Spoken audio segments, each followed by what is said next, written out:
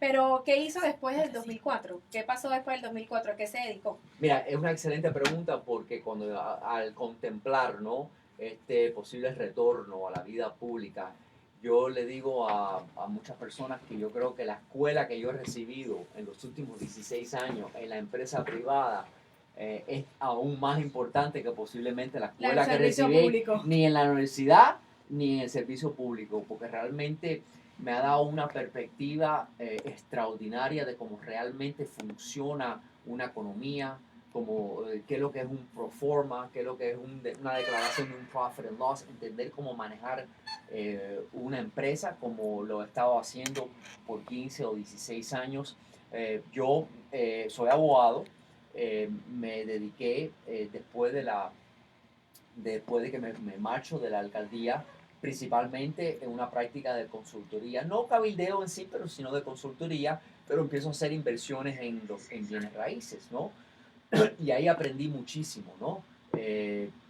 Tuve mis altas y mis Y bajas, sus como la bajas. tuvo todo el mundo, Así es. sobre todo en el año 2008 con la 2008. Con la recesión. recesión. Pero gracias a esa experiencia creo que ahora regreso a un posible retorno a la alcaldía con una experiencia al nivel de empresa privada de negocio que ojalá que la hubiese tenido cuando ¿Cuándo primero fue? estuve en la alcaldía. Y yo creo que eso es importante porque al final del día, mira, los temas van a ser muy parecidos, creo que todos los candidatos van a hablar de los mismos temas, pero ¿quién realmente tiene la experiencia para manejar un presupuesto de 8.000 millones de dólares, 26.000 empleados en un condado que es mucho más grande que muchos países del mundo? O sea, yo creo que esa combinación, ¿no?, de la experiencia en la vida pública por 17 años combinada con la experiencia en la empresa privada por 16 años, y aún me creo un hombre joven, tengo 57 años, me siento con vitalidad, me siento con creatividad, me siento con energía Y con un enfoque. para darle exactamente un enfoque en los desafíos más importantes de este condado. Ya el título lo tengo, no, yo no estoy buscando un puesto público porque me hace falta un salario, porque me hace falta el título. Lo hago porque realmente quiero retornar al servicio y darle un enfoque a algunos de los desafíos más grandes que tiene esta comunidad. Asimismo, y todas las personas que nos están sintonizando que tenían esa pregunta de por qué después de 16 años volver a tomar las riendas del condado, asimismo nos las ha contestado aquí a ustedes, a los oyentes de 1550 AM Cadena Azul en Conéctate con TFL. Estamos hablando con el alcalde Penelas de toda la historia, porque hay que remontarse a la historia para ver los ¿Cómo no? progresos y también el futuro. Y quiero aprovechar, porque estamos en Facebook Live, en Amigos de Alex Penela, Friends of Alex Penelas. Quiero decir que estoy con Wendy Pineda aquí en la Cadena Azul, Cadena Azul. 1550. Quiero que todos ustedes sintonicen también. Está conmigo Giovanni Pereira, muchas gracias. Y también Marilyn Méndez. Le quiero una vez más dar las gracias a ustedes por la invitación. Los vamos a despedir del Facebook Live, pero quiero que, por favor, please tune in, Cadena Sur, WRHC 1550 en su AM, y pueden seguir sintonizando ahí. Y pues nada, me despido de los amigos de Alex Penelas, que estamos en vivo en este momento, pero seguimos aquí en Cadena Azul. Así mismo, muchas gracias. Y siguiendo hablando de la historia en su era, porque podríamos decir en la era Penelas, no tenía esa marcación tan partidista en su cargo, ¿no? Pero ahora esto se ha polarizado un poco más, se está viendo esa polarización. En cuanto a esto, ¿usted cree que es un factor importante en las elecciones, por ejemplo, en las elecciones del 2020? Usted ha dicho que la comunidad lo apoya muchísimo, también la comunidad cubana lo apoya muchísimo, y que estamos en un condado azul. ¿Qué nos puede decir acerca de eso? Bueno, voy a empezar por la última parte. Sí, vivimos en un condado azul y sobre todo una elección a la alcaldía que se va a decidir el mismo día de la elección presidencial.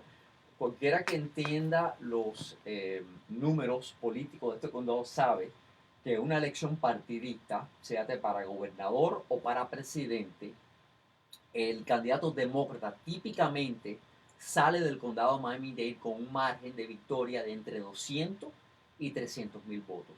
Por ejemplo, la señora Clinton hace sí, ya más de 2 años, ganó el condado de Miami-Dade con una ventaja de 290.000 votos. Sin embargo, pierde el estado de la Florida por 100,000 votos. ¿Por qué? Porque aunque Miami-Dade, Broward y Palm Beach son condados principalmente azules, las otras partes del estado se están convirtiendo y se han convertido en condados muy rojos, con pocas excepciones. ¿Por qué digo todo esto? Fuera muy fácil, Wendy, fuera muy fácil basar mi candidatura en el hecho de que yo soy demócrata, ¿no? ¿Por qué? Porque aunque a lo mejor muchos latinos no lo son, la población en general lo es. Pero creo que fue un gran error, Giovanni, te voy a decir por qué. Yo pude echar hacia adelante una agenda muy progresista en una época donde la palabra progresista no se mencionaba en el área política, ¿no? ¿Por qué? Porque yo trabajaba con comisionados de ambos partidos. Algunos de los comisionados que más apoyaban mi agenda eran personas como Bruno Barreiro, un republicano conservador, Javier Soto, que sigue en la comisión ahora, Miriam Alonso, comisionados republicanos, conservadores. Sin embargo, cuando yo fui a proponer el plan para los desamparados, que hoy en día, bueno, en ese momento y sigue siendo hoy un modelo nacional, ellos apoyaron esa idea. Cuando yo lanzo la campaña para crear un programa de prekinder universal para todos los niños de 4 años en el estado, no solo aquí en el condado de Miami-Dade, que ya eso está en vigor del año 2005, eso lo hice yo, con un gran residente de este condado que se llama David Lawrence. Nosotros lanzamos esos letreros que ustedes ven por todo el condado, Free VPK, Ajá. eso lo empezamos nosotros. Oh, Con okay. una votación estatal en el 2002, seguida con su implementación en el año 2005.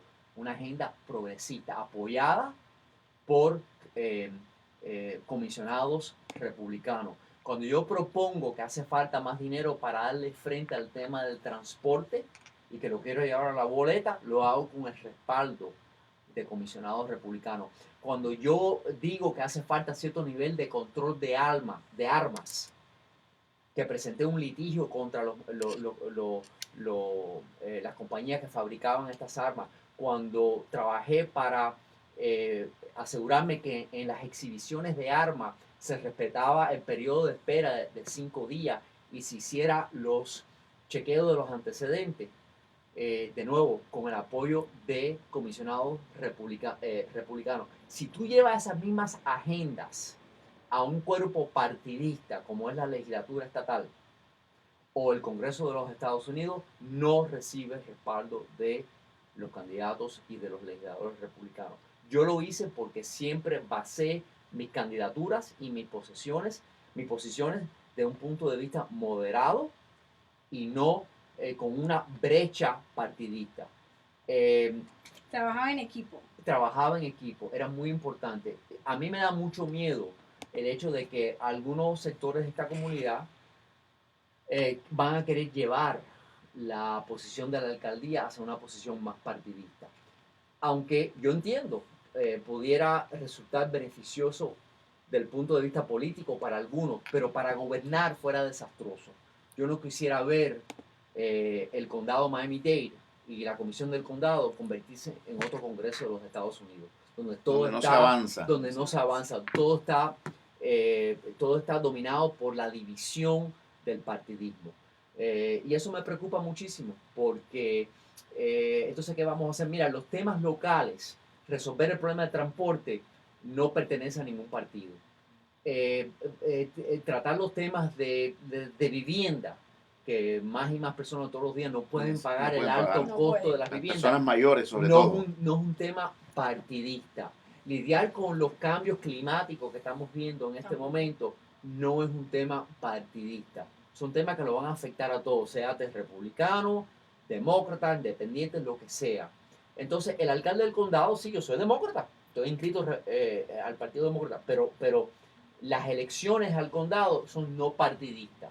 Y yo creo que la gobernación también lo debe ser. Pero si tú aspiras a alcalde con esta inclinación tan partidista, de un lado u otro, por cierto, no estoy hablando ni de... Entonces, a la hora de llegar ahí, a la hora de subir la mano derecha y jurar a la Biblia y tomar posesión de tu cargo, ya estás creando una brecha Claro, una porque pertenece división a un partido con el partido opuesto, que a lo mejor por esas presiones tuvo que apoyar a tu oponente, porque hiciste esto una cuestión liberal o ultraconservadora. Y eso me preocupa muchísimo, y hay una gran amenaza que eso va a pasar porque el ambiente, no tanto el de agosto, recuerden, la primera ronda para la alcaldía se va a decidir en agosto del año que viene, pero la segunda ronda es el mismo día de la elección presidencial. O sea, la inclinación, la gente va a estar hablando nomás de la elección presidencial. Va a haber muy poca atención prestada a lo de la alcaldía. Y fuera fácil, ¿no? Juntarte, montarte en ese tren.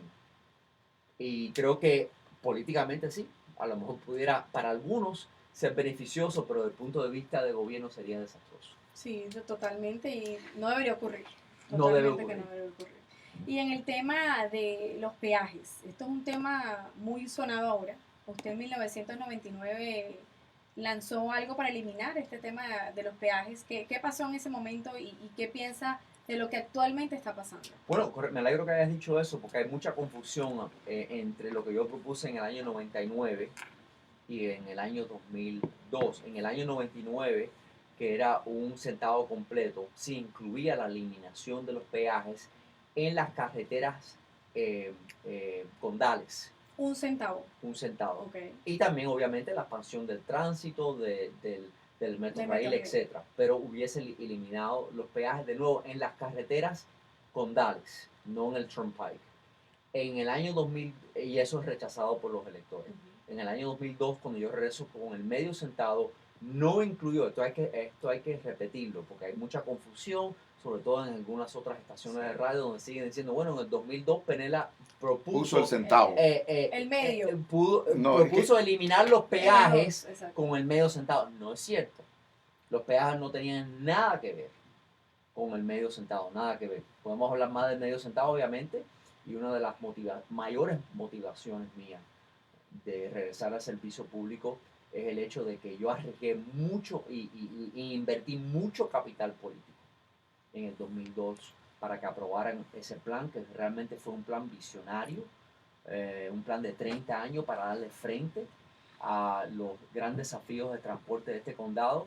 El dinero ha sido malgastado. Y sé que este no es un programa necesariamente político, no voy a entrar en mucho detalle. No, pero eso es pero voy a hablar. No, no es político, pero sí aclararle a la comunidad, porque nosotros necesitamos que la comunidad esté protegida y que los funcionarios que estén ahí sean funcionarios que realmente vengan a hacer algo para la comunidad. Bueno, la comunidad tiene que saber, Giovanni, que en los últimos 15 años ha habido un desvío de 1.500 millones de dólares, o sea, 1.500 millones de dólares que se han desviado del medio centavo hacia operaciones y mantenimiento del antiguo sistema de transporte, básicamente para llenar ciertos vacíos y déficit del presupuesto. Cuando se dijo en el primer momento que el medio centavo era para la expansión del sistema de transporte y para pagar esa expansión y el mantenimiento y operación de la expansión, no del antiguo sistema. Entonces, yo entiendo, vino la recesión, hubo ciertas exigencias presupuestarias, pero en ese momento el condado decide tomar la ruta más fácil, que era usar dinero que estaba ahí, en vez de tomar las difíciles decisiones. Y eso lo digo con mucha honestidad, porque algunas de las personas que dicen que quieren aspirar a la alcaldía son personas que tienen un historial de haber apoyado ese desvío de dinero. Y eso hay que decirlo, el público lo tiene que conocer. Pero dicho eso, la pregunta tenía que ver con los peajes. Y déjame decirte, yo creo que el alcalde Jiménez tuvo una gran idea en abril cuando él dijo y explicó que el 60% de los peajes que se colectan en el condado de Miami-Dade es en el sistema estatal del Turnpike. No tiene nada que ver con el sistema o la autoridad de carreteras. Y él dijo, espérate, ¿por qué nos unimos todos los peajes, o sea, el sistema de carretera condal con lo que genera el sistema de Turnpike? Unimos todo eso en un solo presupuesto y podemos hacer dos cosas con ese dinero. Primero, hay suficiente ingreso para reducir los peajes en un 20% y dedicarle otro 20% a la expansión de tránsito rápido en vez de carretera. Me pareció una gran idea. Desafortunadamente el momento político no fue el apropiado porque estábamos aún en la mitad de la sesión legislativa y una idea tan radical como esa generó conflictos. Conflictos sobre todo, pero que la idea fue buena, creo que es excelente, creo que es una idea que se le debe dar cierto seguimiento ahora que la sesión terminó y los legisladores están en su periodo de receso, tratar de buscar el apoyo para regresar y traer esta idea de nuevo. ¿Por qué? Porque mucho de ese dinero, Giovanni, que es generado por el Turnpike, no se queda en el condado. Se lo llevan. Se lo llevan a otras partes del estado. Es un tema. Ok, hasta cierto punto yo tenía una idea, o sea, yo creía que lo que era de lo que se recogía del Turnpike y lo que estaban haciendo en el 826 en este momento, y el NDX, que era lo mismo, o sea, que eso estaba en un solo paquete. Y después me doy cuenta que uno va para el Estado y lo otro me imagino que se lo quieren llevar en este momento. Bueno, ¿y qué es lo que usted propone? O sea, al final de esto, ¿qué es lo que usted trae en su campaña o en lo que usted piensa hacer con esto que está pasando con los tolls? Déjame hablar un poquito de la historia de la autoridad de carretera y después hablar un poquito de mis planes. Las carreteras condales, estamos hablando de la 836, del Palmetto, de la 874, o sea, las carreteras condales también eran manejada y controlada por el Estado, pero estaba pasando lo mismo.